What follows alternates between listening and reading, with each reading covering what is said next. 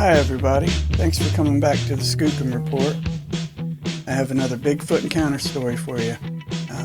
This one it took place over about a 3-day period back in 1973 in July in the summertime. And it was submitted to the BFRO by Lauren Coleman on behalf of the Huntington family. Lauren Coleman, some of you might recognize the name from, he has a Bigfoot museum in Maine. And the location details, there was several sightings over a few-day period. The Shiloh-Lisbon Falls Road area in Brunswick, Maine, half a mile from the Huntington home in Durham, Maine. Also near Durham Road in the Jones Cemetery in Durham, Maine. And then River Road near the Jones Cemetery at the Durham-Brunswick Maine line. And then behind the Jones Cemetery at the Durham-Brunswick Maine line there. I guess these things like hanging out in cemeteries, I don't know. I've heard of a lot of other reports of them being in and around cemeteries.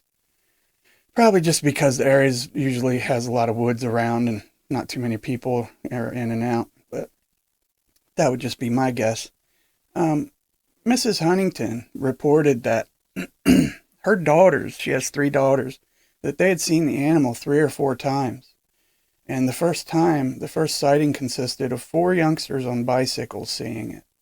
It was the 3 Huntington children, Lois, George, and Scott, and their friend Tammy. They were all between the ages of 8 and 13.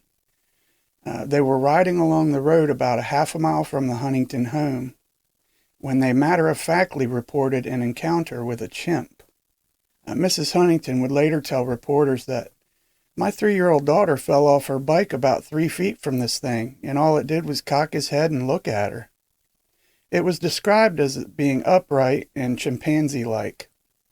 Now, the normally quiet, intelligent, and reserved Lois reportedly told the Maine Sunday Telegram, "I fell right down in front of him, and all he did was look at me. I would have known if it was a hippie or something, but it had a regular monkey face. You've seen a monkey before, haven't you, mister?" The second sight, a gorilla-like animal standing on its hind legs, was observed 2 or 3 times by a Mr. James Washburn. Officers searching the area found moose tracks and deer tracks, but that's definitely not unusual for Maine.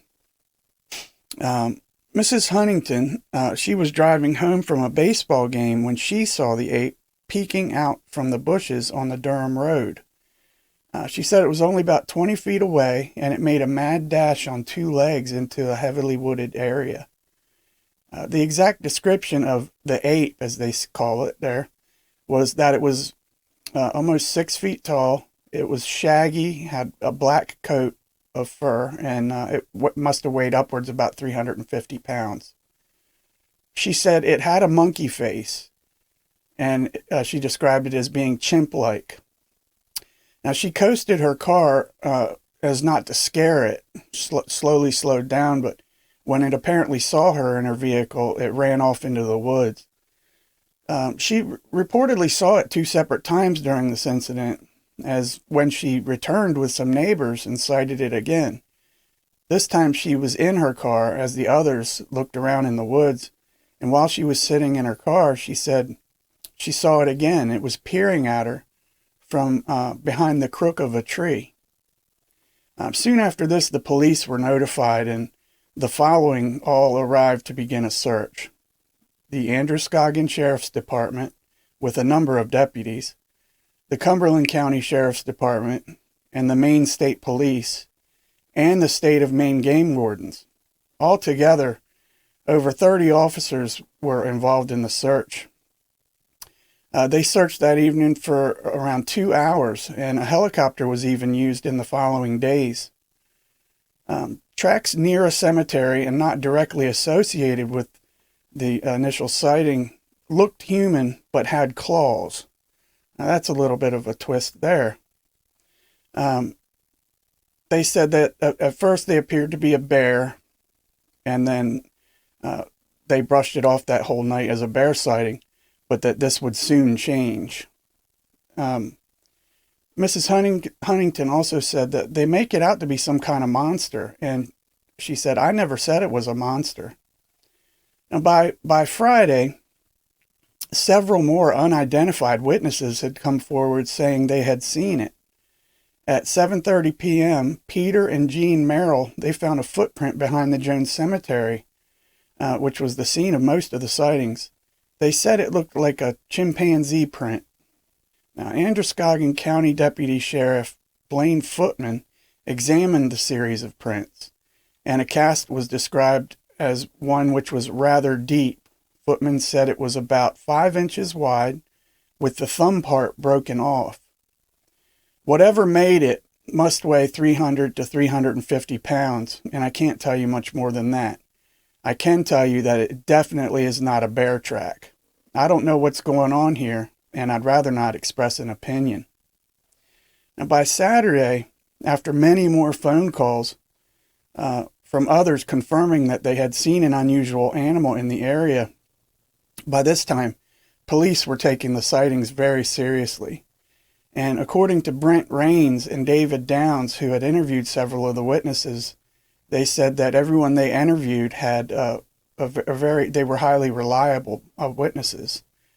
And the witness information that it was Mrs. Huntington, and like I said, the 3 kids and their friend Tammy. And Lauren Coleman archived this whole series of events, and they appeared in tons of local newspapers, and I'm sure you could find a lot of those articles online. And all these sightings took place in like the late afternoon to the early evening, up until about 7:15 in the evening, and so it was still light outside. And the state of Maine's land area is covered by 95% trees, and this area is definitely no exception.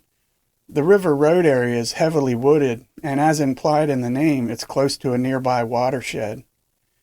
The location is sparsely populated with infrequent houses, a cemetery, some blacktop roads, and wildlife preserves. Man, that's incredible. That town must have been abuzz that summer. With everybody, with that many people sighting this thing. I can imagine the excitement. If anyone that you know, or if you have seen Bigfoot or had an encounter with a Bigfoot, and you would like me to put it up on the channel for other people to hear, or just to get it off your chest, then shoot me an email at skookumreport@gmail.com. That's skookumreport@gmail.com. And I'll be sure to get it up on the channel for you. And don't forget to subscribe and click that bell for future notifications of when other videos will be coming out. And leave a comment and let us know what you think. I really appreciate y'all taking your time and checking out the Skookum Report. And I hope to see you again soon. Y'all take care. Bye-bye.